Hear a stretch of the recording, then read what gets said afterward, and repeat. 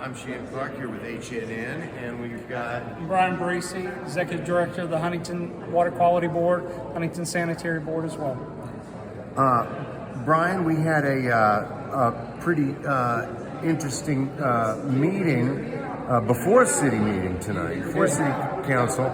Could you give me an idea what was being discussed? It seemed very intense. Yeah, so Finance Committee. The Finance Committee. So when you have an ordinance that goes before City Council, it usually runs through a committee. Part of what ran through the city today, at least through the committee, was a project ordinance. City of Huntington's had a wastewater treatment plant built in the 1950s, went online in '64, never been upgraded, never been rebuilt, and it said it's literally crumbling and falling apart. And so we have an infrastructure project ordinance that's before City Council, that went to committee and ultimately to City Council, that talks about the infrastructure changes that need to happen and the cost values around that. So there was a rate increase and some bond funding that was discussed? So there was a to be able to do that work, it requires rates. So we discussed what the rate structure would look like to be able to do the infrastructure capital improvements for our city. And what were some dollar figures that were being kicked around? Yeah, so it's all in that, as far as it's $200 million, literally just north of that of infrastructure work that the city has, the Huntington Sanitary Board has an immediate need. Many of those projects are rebuilding a wastewater treatment plant. That comes at a cost of about $142 million. Doing a separation, which is part of the long-term control plan with the EPA, right? DEP. Those are federal expectations, right? Sure is, and that's separating the storm and sewer at 3rd Avenue, 5th Avenue, around 24th, 25th Street, or the ACF Flint Group property. Doing a line extension out to an unserved area of city who has failing package plants today, including picking up a package plant of Heights Saunders as well. And so that was all part of in that package as well. Pump stations, I guess I should not discount the two of the most critical pump stations that Huntington has, built in the 1950s.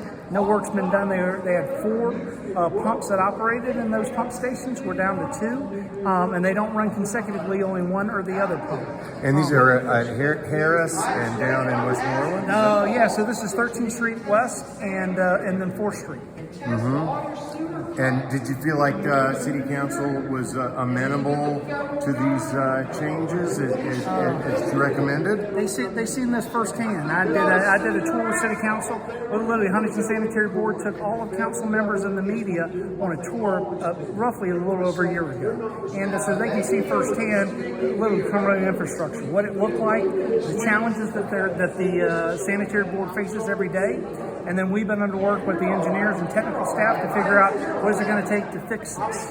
What is it going to take to improve this? What is it going to take to put Huntington in a better position to allow for economic development? I remember Steve Williams in his State of the Union message at the beginning of the year mentioned that there's going to be pretty substantial rate increases on the horizon. Yeah, you have no choice about it. They've not done all this work, right, over decades and decades of neglect.